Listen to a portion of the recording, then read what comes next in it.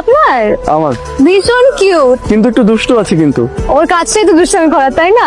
নাম কি ওর? ওর নাম প্যান্ডা। কি সুন্দর নাম, পান্ডা।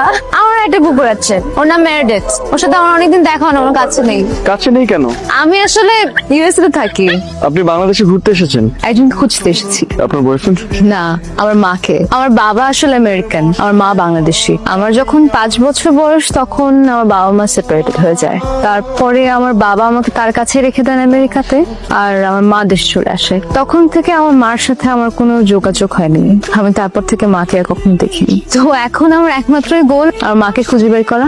আমি চাই আমার মাকে একবার দেখতে, একবার জড়িয়ে ধরতে। সেজন্যই আসলে দেশে। শুনে খুবই খারাপ লাগলো। কিছুই চিনি না। জানি না আপনি কি মনে করবেন। আপনার মাকে খোঁজার মিশনে আমি আপনাকে হেল্প করতে চাই, বন্ধু হিসেবে। আপনার কোনো সমস্যা হবে না তো? আমি আপনাকে হেল্প করতে পারলে আমার আরো ভালো লাগবে। আজকে থেকে যে কোনো প্রবলেমে আপনি আমাকে স্মরণ করতে পারেন। আমার আসলে এই মুহূর্তে একজন বন্ধুর খুব প্রয়োজন।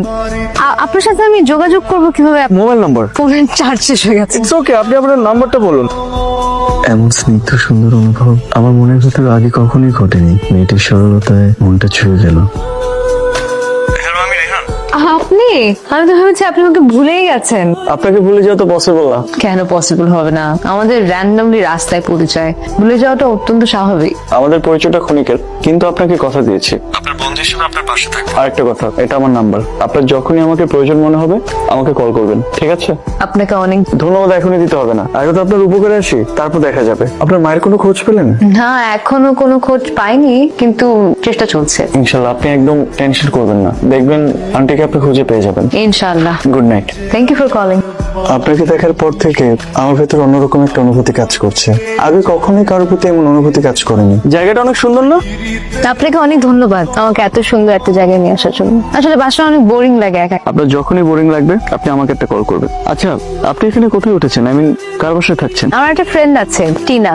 ও আমেরিকাতে থাকে ওর ফ্যামিলিকে নিয়ে। ওরা বাঙালি তো, এই জন্য ওদের এখানে একটা বাড়ি আছে। তো যখন জানলো যে আমি দেশে আসছি, তো বললো যে you can stay at my place. তো আমি এখন ওখানেই আছি। ওখানে অনেক বোরিং লাগে, কেউ নাই তো। বোরিং লাগলে আপনি আমাকে কল করবেন, আমি তো ফ্রি থাকি। আপনি আমাকে বলবেন, আমি আপনাকে এরকম ঘুরতে নিয়ে আসবো। শুনেছি বাংলাদেশের মানুষ নাকি অনেক বন্ধু সুলভ হয়, অনেক ফ্রেন্ডলি হয়। আর আপনাকে দেখে সেটা আর প্রমাণ পাচ্ছি। আপনাকে দেখলে মনে হয় না কিন্তু আপনি আমেরিকান কেউ, মনে হয় যে আপনি একদম বাংলাদেশ, একদম বাংলাদেশের। কি সুন্দর আপনি বাংলাদেশের ড্রেস ক্যারি করেন, বাংলাদেশের প্রত্যেকটা ট্রেডিশন ফলো করেন, সবকিছু অনেক সুন্দরভাবে নিজের মধ্যে ধারণ করেন। এই জিনিসটা আমার ভীষণ ভালো লাগে। ইনফ্যাক্ট বলতে পারেন আপনার ব্যাপারে এই জিনিসটা আমাকে অনেক বেশি মুগ্ধ করেছে। কি যে বলেন, তেমন কিছুই না। কিন্তু হ্যাঁ, এটা ঠিক, আমাকে আমেরিকা অনেকেই বলে আমি নাকি পুরো বাংলাদেশি। আসলে আমার মা বাংলাদেশি তো, হয়তো আমি মার মতো দেখতে। কিন্তু কেমন ভাগ্য দেখুন, আমি যার মতো দেখতে তার সাথে কখনো দেখা। আমি খুব করে চাই জানেন, আল্লাহ আমার এই আশাটা পূরণ করুন। আমি চাই আমার মাকে একবার দেখতে, একবার জড়িয়ে থাকতে। আপনি একদমই টেনশন করবেন না, দেখবেন সৃষ্টিকর্তা ঠিকই আপনার মাকে আপনার কাছে ফিরিয়ে দিয়েছে। আপনি একটু অপেক্ষা করুন, তাহলেই হবে। হ্যাঁ, কত অপেক্ষা করি। দেখুন, আমরা জীবনে এরকম কিছু পরিস্থিতির মুখোমুখি হই যেটা আমরা চাইলেও পরিবর্তন করতে পারি না। ধৈর্য এবং আস্থা দিয়ে সেই সিচুয়েশনটাকে আমাদের জয় করতে হয়। আর আমার মনে হয় একটু ধৈর্য ধরলে না, আল্লাহ তাআলা একদম ঠিক সময় ঠিক উপহারটাই আপনাকে দেবেন। জাস্ট একটু ধৈর্য ধরতে হয়।